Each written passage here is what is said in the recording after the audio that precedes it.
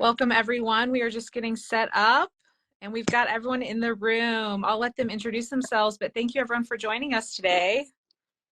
Yeah, sorry about the technical difficulty. Hey, always Meta. something, right? So it's always a thing. It's like technology is right. So well, welcome everybody. So excited that we're seeing so many people joining us. My name is Donna Peak. I am the editor of Log and Timber Home Living, and my lovely managing editor, Catherine Owen, will be serving as moderator and my right hand for the duration of this, our very first Instagram Live. So you guys are all very sweet to join our very first attempt at this. Sure. So I'm going to introduce our special guest here in a second, but I wanted to give a little bit of a prelude as to why we have asked him to join before we actually tell you who our mystery guest is. So you know, if you're following us, you're interested in log and timber homes, and you may even be interested in buying and owning one of your own if you don't already have one yourself, and one of the lucky people who are already living their log home dream. But you know, buying any kind of custom home is such a huge life-altering decision, no matter what kind of house you're looking to buy. But if you're considering buying a log or timber home, it comes with a special set of questions and things that need to be answered and addressed that you don't have with other kinds of housing. And so it's very specific. The number of people who can actually answer questions is limited. So that's why we at Log and Timber Home Living have always been proponents of attending log and timber home shows and events, because these are fantastic opportunities where you can get in front of a large number of industry representatives, designers, sometimes even people who are selling land and other material providers that, you know, the other components besides the logs or the timbers that go into the home. You can meet with these people all in one day, all under one roof. But there's a lot of confusion out there as to what the benefit of going to one of these shows really is. And so that's why we have invited our special guest, Eric Johnson, who is the owner and operator of the Log Design and Build Expo, to kind of give us a crash course in all of the reasons why you should go to one of these homes, or I'm sorry, one of these shows if you're looking to buy a home like this, and really what you might be able to do to get the most out of it. So thank you, Eric. That was a great, big, long introduction. It was. That's good. I don't have much else to add, but thanks for having me, Donna, and everybody at Log and Timber Home Living Magazine. It's always fun to talk log and timber frame homes, and especially the expos. And I'm just fresh from one, so my mind is very clear. So I should have a great, hopefully some good memories from this past weekend in North Georgia, which I do. So thanks again. Looking forward to it. Good, good. Okay, so I guess to start with, I mean, you've been doing these shows for a very long time. I don't want to give away. I mean, you and I have known each other for about 25 years. So that gives So I'm kind of like, I've been in the industry for 35 years, and I have a picture on my wall, but I'm not going to show it, of me at the first log and timber home show back in 1995 in Philadelphia, or I'm sorry, in Louisville, Kentucky. So I go way back, and I saw the value of the events from that day moving forward, really. It was really exciting, and it's just a lot of fun to get with people, like-minded people, either the ones who build and manufacture them, and the people who want to. So it's kind of a great atmosphere, really. Yeah, I mean, in all the shows that I've attended over the past 20 plus years, that's one thing that is always kind of interesting, is there's a buzz in the air, because you're right, there are so many like-minded people there. You know, you can go to your average, you know, home and garden show, and they're fine too. It's just they're so diverse, and there's just, you know, a smattering of so many different things in those kinds of shows, where when you go to one of these events, everybody there loves these homes. You know, it's like you run into people while you're, you know, just other potential owners or maybe current owners, and you talk all the, you know, love you have of these kinds of things. And then you get in front of the manufacturers and the producers. everything that are actually putting these, making these homes. And then you get to ask the technical questions and all of that. And there's just a different atmosphere when you come to these kinds of events. I've found. 100%. I mean, just from this past weekend, I got a fun little nugget. I met a couple that bought a log home on what was once parceled out 800 acres. I believe it was Georgia. It was the founder of Little Debbie Snack Cakes. Oh, no way. And when they walk their dog, they can smell the bakery. So in honor of them, on my drive home from Georgia, I did have a Little Debbie oatmeal pie. So I just wanted to continue that. So, I mean, that's just what kind of people you meet. And, I spend a lot of time at the events talking with people, and those are the kind of stories you hear. Sometimes people are flying in from really far away. We're in Georgia. Somebody came to this show from California. No way. And so everybody just has a different path they're on. Sometimes it has to do with timing of an event. And listen, sometimes people from California are moving back to Georgia or moving to Georgia for a second home or in the Blue Ridge area. So it just really depends. We see all different types with all different ideas, but the one thing they have in common, they love log and timber frame homes, and that's for sure. Well, okay. So how do you choose the cities or the towns to go? Like how do you make that decision where you're actually going to have one of these shows? Well, sometimes my vendors ask me that question, and I say, I just throw a dart against the wall, but there is a little bit more than that. I try to follow, I talk to a lot of the different companies, log and timber manufacturers, suppliers, and, ask them where their activity is. And I kind of have a feel for where it is. So in general, I like to go to areas that are near metropolitan areas. I don't like to be in metropolitan areas per se, but near areas where log and timber frame homes are being built. So you could look at, for example, Columbus, Ohio, is a show we've been doing now for, 14 years maybe. And, people build right outside of Columbus. It's a different kind of a market. In 45 minutes, you can be in the country there. So that's why I think that show is always popular. We did one in the fall up in Gaylord, Michigan. And I mean, if you know where that is, I can't do that thumb thing. I always get that confused, but it's up here somewhere. It's in the middle. And that was for people coming up out of Detroit and certainly Traverse City and all those areas up there, the UP, the Upers. So we target areas like that. We try to combine nice locations and kind of follow that path is really what we do. And I do have a big map on my wall over here that I kind of track things with and determining what we do next. So some we go back every year, so it's easy. Every once in a while, I like to mix new ones in too. So that keeps it fun. Yeah, always fun to kind of explore a new market. Oh, yeah.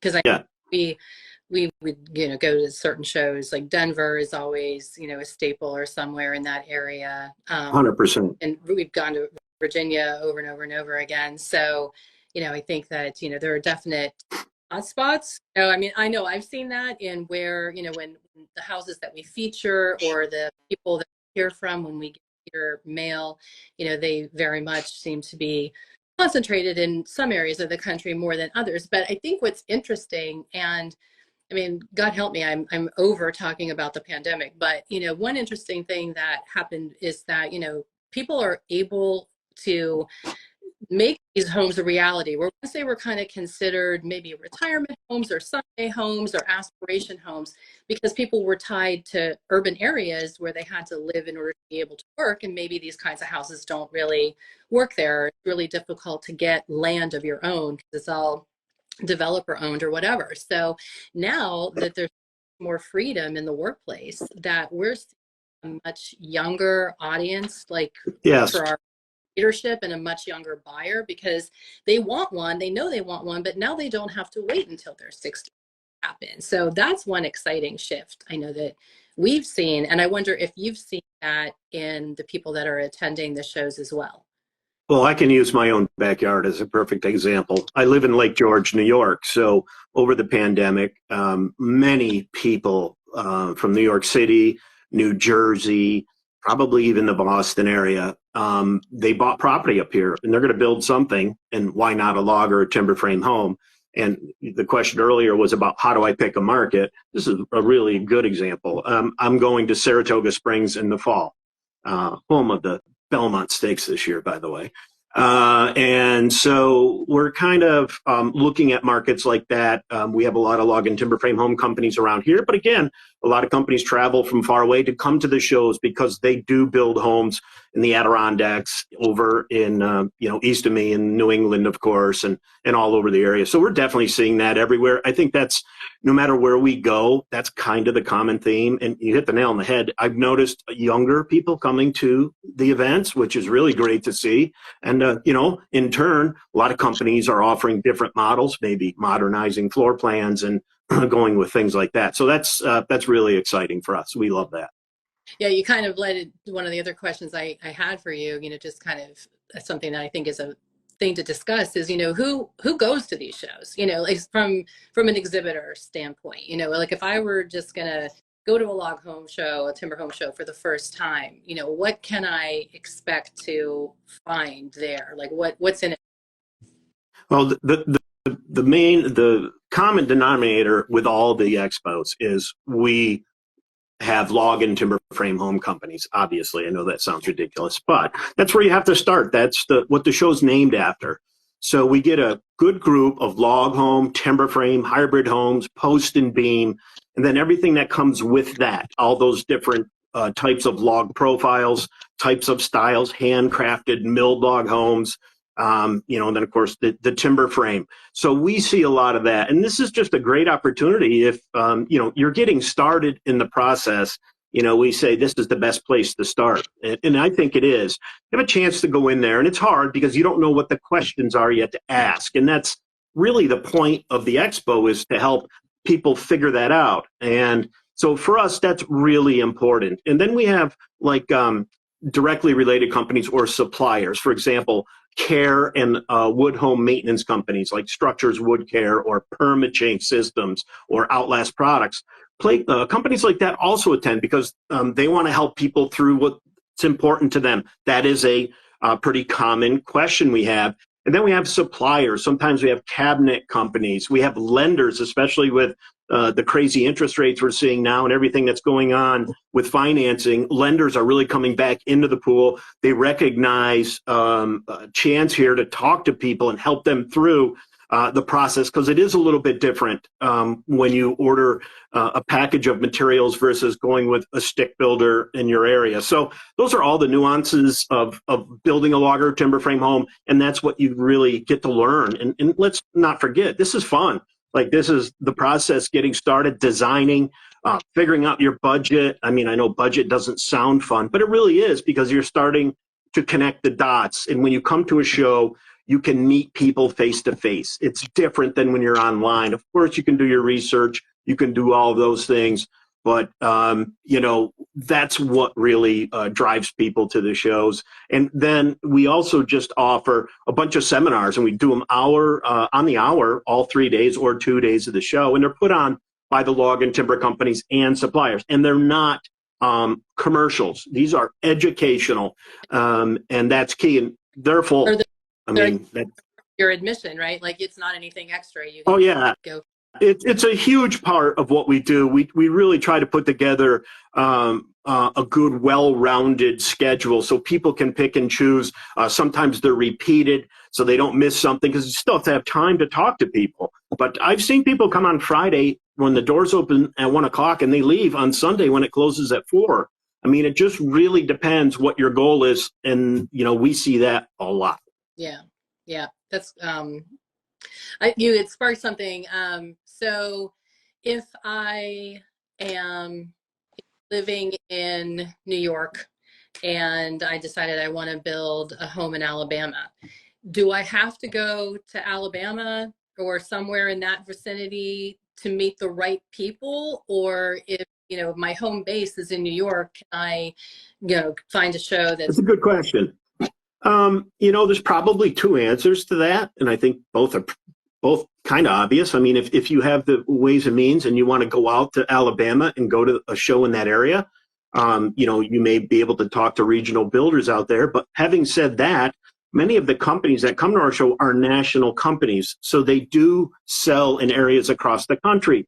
They have ties to builders in these regions. They may have representatives who literally work in that Alabama area, represent a company, say, based in New York. So you can kind of go both ways there. It really depends. And we've seen it happen both directions, depending on your scheduling. You know, do you have the wherewithal to go in terms of maybe it's not part of your budget, maybe it doesn't meet your timeline, but if it does, you know, be a great weekend away. So you know, we encourage both, really, because I think you're going to get great answers. You're going to attend great seminars that are going to work just as well in New York as they would in Alabama. So that's how I see it. So what if I'm just starting? Like, I mean, everything we've talked about so far are people who pretty much have decided that they're ready to do this. So what if I'm not there yet?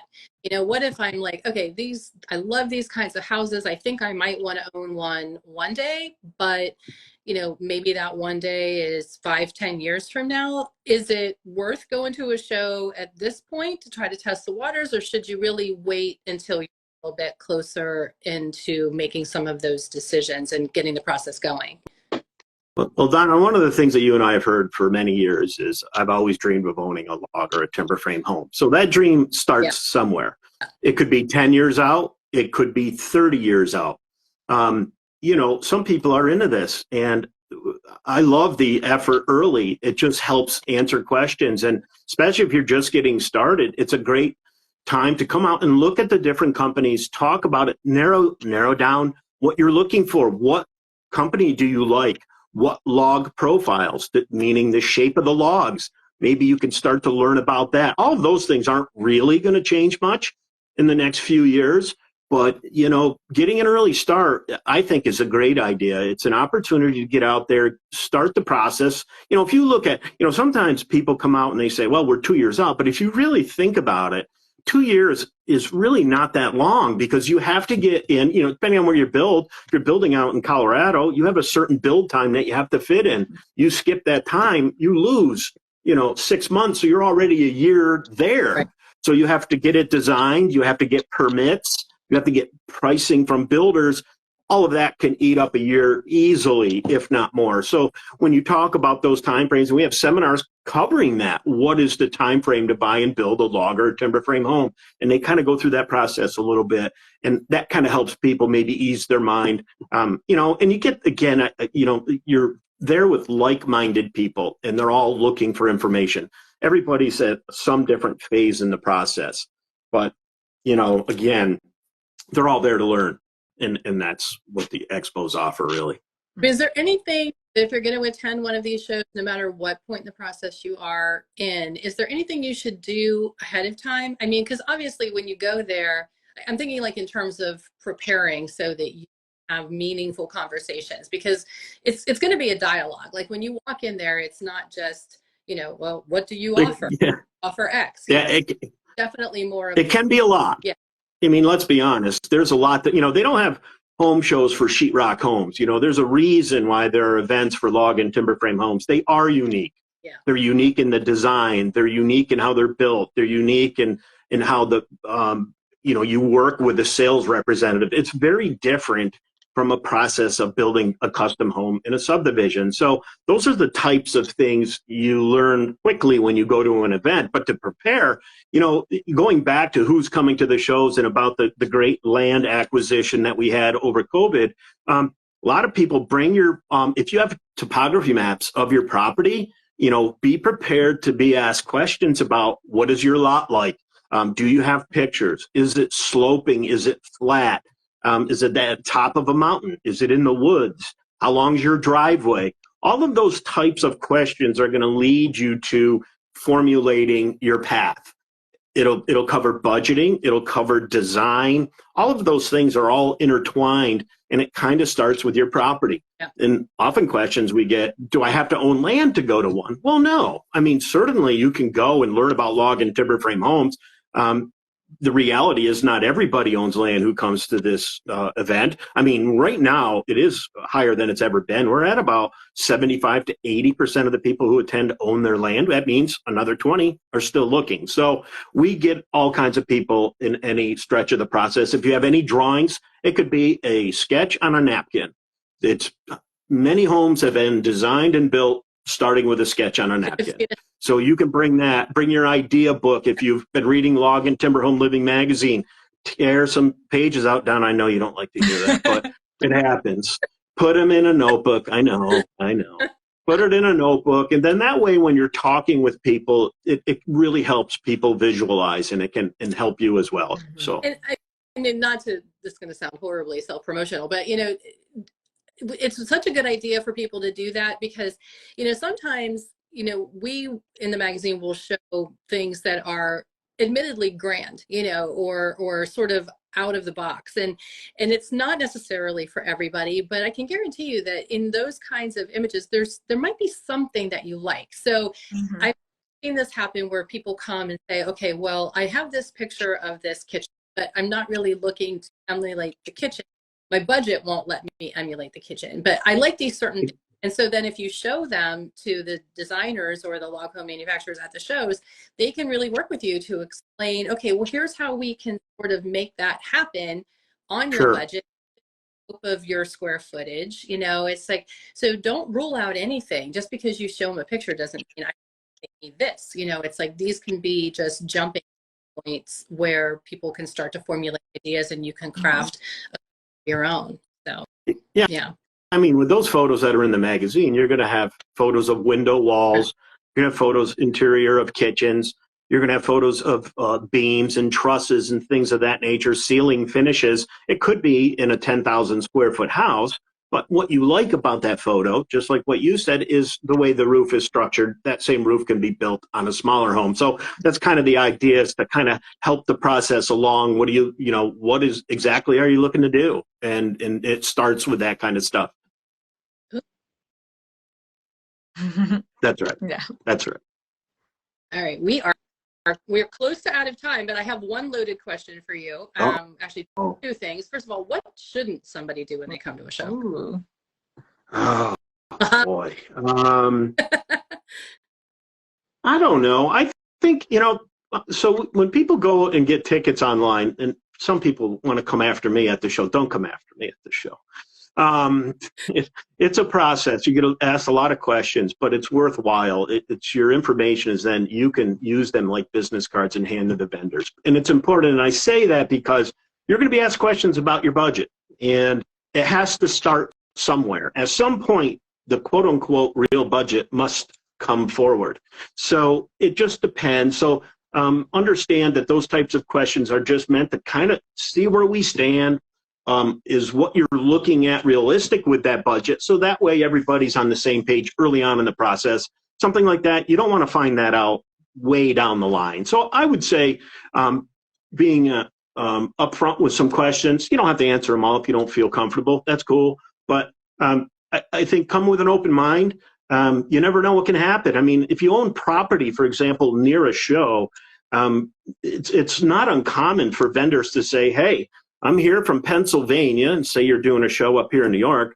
I'm around. Can we go look at your property? If you want to take that next step forward, those are the kinds of things that can come out of an event like this. It's not just about you go talk to people, go home, and then hope for a phone call. You can create real relationships and take it to the next step. And like I tell people, you can put your foot on the gas or you can put your foot on the brake. It's your call. So I would just follow that path and really soak it all in. Attend the seminars. Make sure you get questions answered. There's no stupid questions. How do you know what questions to ask if you haven't done it yet? So you can't really be embarrassed. So that's what I would say. Just kind of let yourself go and have fun.